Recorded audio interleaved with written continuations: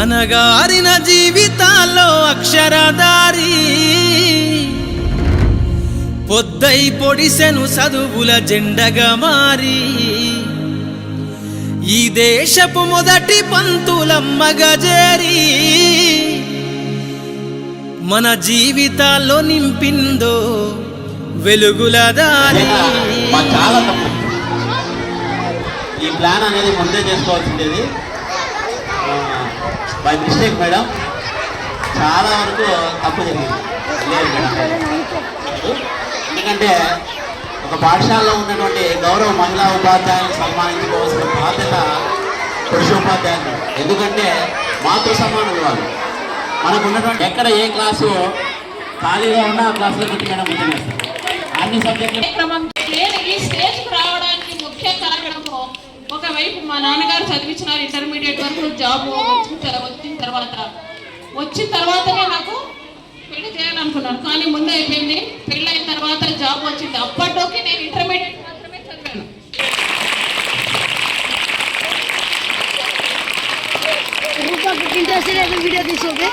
ఇదంతటినీ సాధించడం అంటే మరి యూట్యూబ్ ఇన్స్టాగ్రామ్ చూడండి మా ఆయన బయట కూర్చొని చదివేవాడు.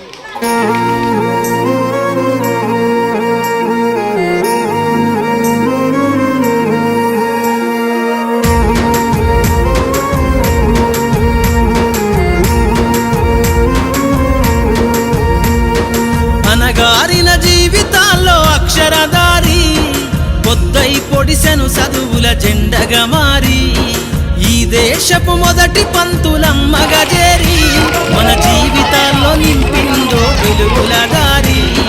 మరువద్దుర సమాజమా మహనీయులను, మరువద్దుర సమాజమా మహనీయులను, పూలే సావిత్రిబాయి త్యాగాలను. అనగారిన జీవితాల్లో అక్షరదారి పొద్దై పొడిసెను చదువుల జెండగా మారి ఈ దేశపు మొదటి పంతులమ్మగా చేరి మన జీవితాల్లో నింపిందో వెలుగుల దారి.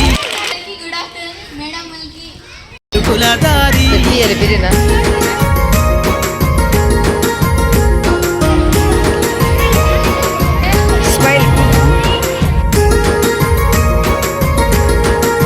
ఉపాధ్యాయ దినోత్సవం ఇలా జరుపుకోవడం అయితే నాకు చాలా ఇదైతే ఎప్పటికీ మర్చిపోలేని చిరు కానుక. మరి సార్ వాళ్ళు చెప్పినట్టు మహిళలకు ఓర్పు ఎక్కువ, ముఖ్యంగా మహిళలు టీచర్లుగా ఎక్కువ రాణిస్తున్నారు. ఎందుకంటే టీచర్ వృత్తి అంటే మీ పిల్లలతో గడపడం, అవునా? రకరకాల వయసులు, రకరకాల మెంటాలిటీస్ పిల్లలు ఉంటారనమాట. వాళ్ళ మెంటాలిటీకి తగ్గట్టు మనము నడుచుకోవాలి. ఎప్పుడైతే చెప్పాలంటే ఆమె 1831 పెట్టడం జరిగిందనమాట. మరి అలాంటి కష్టమైన పరిస్థితుల్లోనే చూడండి మనకున్న పరిస్థితులు ఎలా ఉన్నాయి. మనకు అన్ని అవకాశాలు ఉన్నాయి. కుటుంబం ఎన్నో రకాల సహాయ సహకారాలు అందిస్తోంది ఆడపిల్లల కోసం. మరి మనకు చదువుకుని అద్భుతాలు సృష్టించవచ్చు. ఒకసారి ఆలోచించండి అమ్మాయిలు, ముఖ్యంగా అమ్మాయిలు చెప్తున్నాను నేను. మరి మీరు ఇంకా ఎంత బాగా చదువుకోవచ్చు, ఇన్ని అవకాశాలు ఉన్నాయి మనకి, ఇంకా ఎంత మంచి ఉన్నతమైన స్థానాల్లో మనం ఉండొచ్చు అనేది మీరు అర్థం చేసుకోవాలి. ఇలాంటి గొప్ప గొప్ప వ్యక్తుల గురించి తెలుసుకొని మీరు కూడా స్ఫూర్తి పొంది ఇంకా మంచి మంచి పదవులు చేపట్టాలని చెప్పేసి నేను కోరుకుంటున్నాను. మరి సార్ వాళ్ళు ఖచ్చితంగా అసలు మార్నింగ్ మెసేజ్ సార్ పెట్టారు. ఎందుకు వచ్చేస్తాను స్కూల్ ఏం తెలియదు, ఏం నాలెడ్జ్కి వచ్చేస్తాను టీచర్స్ అది కూడా నాలెడ్జ్ లేకుండా వచ్చేస్తాను. సో ఎలా తయారైంది రోజు రోజుకి ఇంకా రోబోస్ లాగా, అంటే ఏదైనా ఇస్తే తప్ప ముందుకు పోయే స్థితిలోకి వచ్చేస్తున్నాము. మా madam HM, Hindi madam, science teacher అంటే మీరు మా గురించి గొప్పగా చెప్పుకోవడం కాదు, మా పిల్లలు మీరు ఐఏఎస్, టీచర్స్, డాక్టర్స్ అలాగే ఎదగాలి. అర్థమవుతుందా మీకు? అప్పుడుండే అవకాశాలతో మేము ఈ స్థితిలో ఉన్నాము.